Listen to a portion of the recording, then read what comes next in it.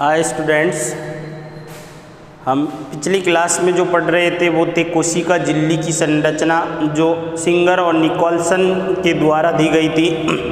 अर्थात सिंगर और निकोलसन ने क्या कहा कि कोशिका झिल्ली जो है लिपिड की बाइलेयर और प्रोटीन अर्थात फॉस्फोलिपिड जो है के रूप में प्रोटीन के साथ मिलकर किसका निर्माण होता है, कोशिका झिल्ली का निर्माण होता है। फॉस्फो अर्थात लिपोप्रोटीन बोल सकते हैं। लिपोप्रोटीन के द्वारा कौन बनी होती है, कोशिका झिल्ली बनी होती है। अर्थात कुछ भाग जो होता है वो तो किसका होता है, फॉस्फोलिपिड का, और कुछ भाग जो होता है वो प्रोटीन का होता है। प्रोटीन अपन ने देखा कि दो प्रकार की होती है, एक एक्सट्रिंसिक प्रोटीन और एक इंट्रिंसिक प्रोटीन।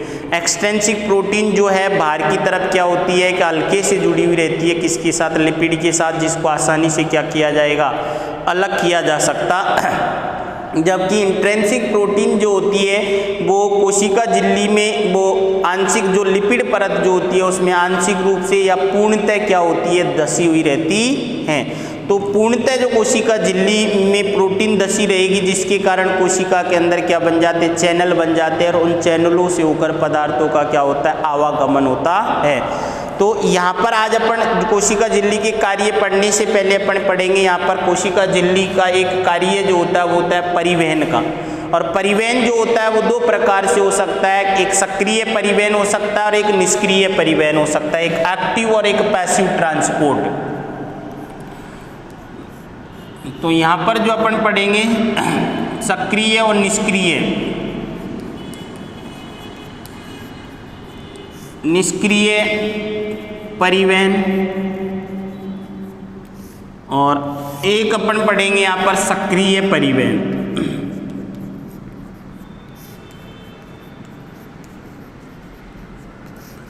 पैसिव और एक होता एक्टिव। तो कोशिका झिल्ली दोनों ही कार्य संपादित करती है। अर्थात यहाँ पर अपन बात करते हैं सबसे पहले पैसिव की। पैसिव जो होती है ये प्रक्रिया जो होगी स्लो होती है, यह प्रक्रिया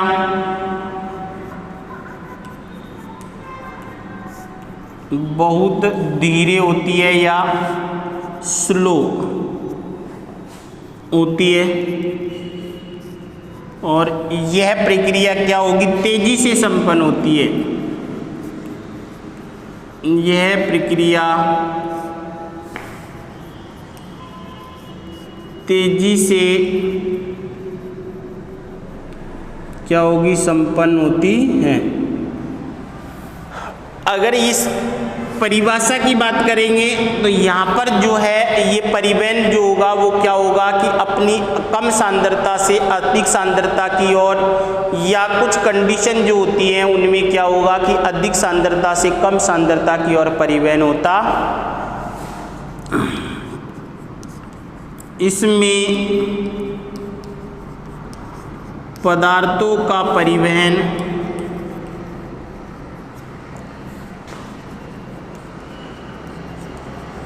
अधिक सांद्रता से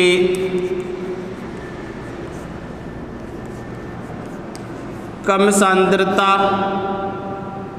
की ओर, या कम सांद्रता से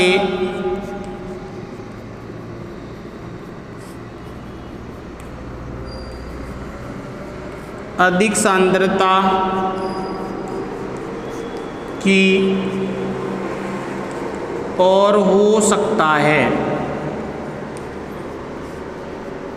जबकि इसमें ओनली परिवहन कहाँ होगा कि अधिक सांद्रता से कम सांद्रता की ओर होता है। इसमें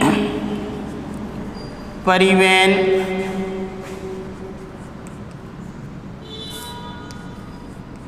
कम सांद्रता से अधिक सांद्रता की ओर होता है। एक्टिव पैसिव है तो इसमें किसकी आवश्यकता होगी, ऊर्जा की आवश्यकता नहीं होती है। इसमें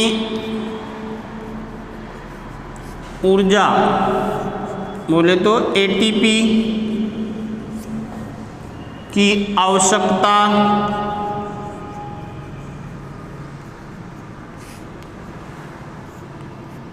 नहीं होती है, जबकि यहाँ पर जो है किसकी आवश्यकता होगी, यहाँ ऊर्जा एटीपी एडिनोसिन ट्राइफॉस्फेट ऊर्जा की आवश्यकता होती है। तो यहाँ पर ऊर्जा की आवश्यकता नहीं होगी और वहाँ पर क्या होगी, ऊर्जा की आवश्यकता होगी, वो तेजी से होगी। ये प्रक्रिया बहुत धीरे होगी, जैसे डिफ्यूजन है, ऑस्मोसिस है, ये सारी प्रक्रियाएं किस में आएगी, पैसिव डिफ्यूजन में, पैसिव में। पैसिव परिवहन जो होता है कोशिका झिल्ली के द्वारा। उसके बाद में ये परिवहन जो है, इसमें साम्य जो है वो स्थापित होने के बाद में परिवहन में कंसंट्रेशन जो है, सांद्रता में परिवर्तन जो है अर्थात वो रुक जाता है। अर्थात जितने पदार्थ इधर से एक तरफ से दूसरी तरफ जाएंगे उतने ही पदार्थ दूसरी तरफ से इधर आएंगे। तो उदाहरण की बात करेंगे यहाँ पर, तो उदाहरण जैसे डिफ्यूजन है, परासरण विसरण है, परासरण है ना। और यहाँ पर जैसे जो होगा सोडियम पोटेशियम पंप, केवल सोडियम पंप, पोटेशियम पंप,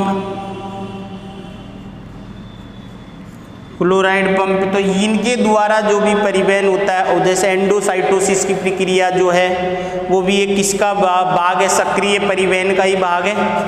तो यहाँ पर तो इनमें क्या होता है कि जैसे विसरण की बात करते हैं, तो विसरण जो है उसमें अर्धपारगम झिल्ली के बिना भी परासरण की क्रिया होगी। यहाँ पर विदाउट अर्धपारगम झिल्ली के जो क्रिया होती है उसे विसरण कहा जाता है। और परासरण जो है कि अर्धपारगम झिल्ली के द्वारा। तो यहाँ पर विसरण की अगर अपन बात करेंगे तो यहाँ पर पदार्थों का अपनी अधिक सांद्रता से कम सांद्रता की ओर जाना ही क्या कहलाता है। लिख देता हूँ मैं यहाँ पर दोनों चीज़ों को,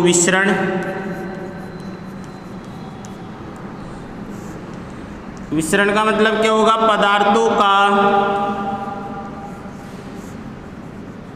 अपनी अधिक सांद्रता से कम सांद्रता की ओर जाना क्या कहलाएगा, विसरण कहलाता है। क्या कहलाएगा यहाँ पर, विसरण। पदार्थों का अपनी अधिक सांद्रता से कम सांद्रता की ओर जाना ही क्या कहलाता है, विसरण कहलाता है यहाँ पर। और परासरण की बात करते हैं, ऑस्मोसिस। तो यहाँ पर क्या होगा, पदार्थों का अपनी अधिक सांद्रता से कम सांद्रता की ओर अर्धपारगम झिल्ली, अर्धपारगम्य झिल्ली द्वारा जाना क्या कहलाएगा, परासरण कहलाता है। क्या कहलाएगा, परासरण कहलाता। पदार्थों का अपनी अधिक सांद्रता से कम सांद्रता की ओर किसके द्वारा जाना, अर्धपारगम झिल्ली के द्वारा। यहाँ पर कोई भी अवरोध नहीं होगा, जबकि यहाँ पर जो अवरोध होगा वो कौन होगा, अर्धपारगम झिल्ली। तो पदार्थ एक तरफ से दूसरी पदार्थ जो है, आप जो सांद्रता जो है यहाँ पर क्या होगा, पदार्थों का क्या होगा, आदान प्रदान होगा।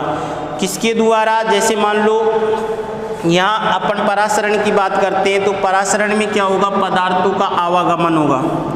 तो यहाँ पर मान लो ये है, तो यहाँ पर मैंने ये अर्धपारगम झिल्ली लगा दी यहाँ पर, और इस अर्धपारगम झिल्ली से पदार्थों का क्या होगा, आवागमन होगा। या विलायक का यहाँ पर पदार्थ जो होगा वो पदार्थ कौन जाएगा, विलायक। यहाँ पर कौन जाएगा, विलायक। अर्थात विलायक के अणुओं का अपनी अधिक सांद्रता से कम सांद्रता की ओर जाना क्या कहलाएगा। अब सपोज करो यहाँ पर कौन है, ये मैंने कोई सॉल्यूशन भर दिया। अब इसमें विलय और विलायक दो होंगे, विलयन है ये। तो विलायक के अणुओं का यहाँ पर मेरा मान लो कि कोई वो नहीं है, तो अब विलायक के अणु जो है कहाँ जाएंगे, इधर जाएंगे, नहीं जाएंगे। तो जैसे ही विलायक के अणुओं की सांद्रता यहाँ पर इधर भी बराबर हो जाएगी, दोनों तरफ अगर यहाँ पर बराबर हो जाएगी विलायक के अणुओं की, तो विलायक के जितने अणु इधर जाएंगे उतने ही अणु इधर से इधर आएंगे, जितने अणु इधर से इधर जाएंगे उतने ही अणु इधर से इधर आएंगे। तो यहाँ पर जो है कंसंट्रेशन क्या हो जाएगी, दोनों की समान हो जाएगी। ये अपन दूसरी तरीके से बोलें कि यहाँ पर मान लो कोई कंसंट्रेट सॉल्यूशन है और यहाँ पर कोई तनु विलयन है, तो अब क्या होगा, कंसंट्रेट जो है उसमें किसके, विलायक के अणु कम है, और यहाँ पर जो तनु है उसमें क्या, विलायक के अणु अधिक है। तो विलायक के अणु बताओ तनु से कहाँ जाएंगे, कंसंट्रेट की ओर जाएंगे, नहीं जाएंगे, तो उसे भी क्या कहेंगे, परासरण कहेंगे। डाइल्यूट और कंसंट्रेट की बात कर दी अपन ने, तनु और कंसंट्रेट जो है तो विलायक के अणुओं का अपनी अधिक सांद्रता से कम सांद्रता की ओर जाना क्या कहलाएगा, परासरण। दूसरी तरीके से अपन बोल सकते हैं कि विलयन जो होते हैं यहाँ पर वो क्या, एक तो होता है आइसोटोनिक, एक होता है समपरासारी विलयन, एक होता है अतिपरासारी विलयन, और एक होता है अल्पपरासारी विलयन। तो विलायक जो है वो किस किस में, समपरासारी विलयन जो होगा उसकी कंसंट्रेशन किसके समान, कोशिका से रिलेटेड रहेगा। परंतु अगर अपन अति परासारी और अल्प परासारी की बात करते हैं तो अति का मतलब होगा ज्यादा, किसके अणु होंगे वहाँ पर, विलायक के। जब विलायक के अणु ज्यादा होंगे, और एक होता है अल्प परासारी जिसमें विलायक के अणु क्या होंगे, कम होंगे। अल्प परासारी विलयन जो होगा उसमें विलायक के अणु ज्यादा होंगे, अति परासारी में जो होंगे विलायक के अणु कम होंगे। तो यहाँ पर तो अति परासारी और अल्प परासारी विलयन जो है इनके बारे में अपन कल बात करते हैं, इसको आगे टॉपिक को बढ़ाते हुए। तो अपन ने निष्क्रिय और सक्रिय परिवहन, निष्क्रिय परिवहन जिसमें ऊर्जा की आवश्यकता नहीं रहेगी, तो ये विसरण और परासरण इसके उदाहरण लिए अपन ने। उसके बाद में फैसिलिटेड डिफ्यूजन भी इसी का उदाहरण रहेगा। सोडियम पोटेशियम पंप जो है एक्टिव ट्रांसपोर्ट का है, सोडियम पंप है, पोटेशियम पंप है, एंडोसाइटोसिस क्रिया है, तो कोशिका के द्वारा पदार्थों को अंदर ग्रहण किया जाता है। एक्सोसाइटोसिस क्रिया है, कोशिका के द्वारा पदार्थों को क्या किया जाएगा, बाहर निकाला जाएगा। तो नेक्स्ट क्लास में अपन पढ़ेंगे कोशिका झिल्ली की कार्य।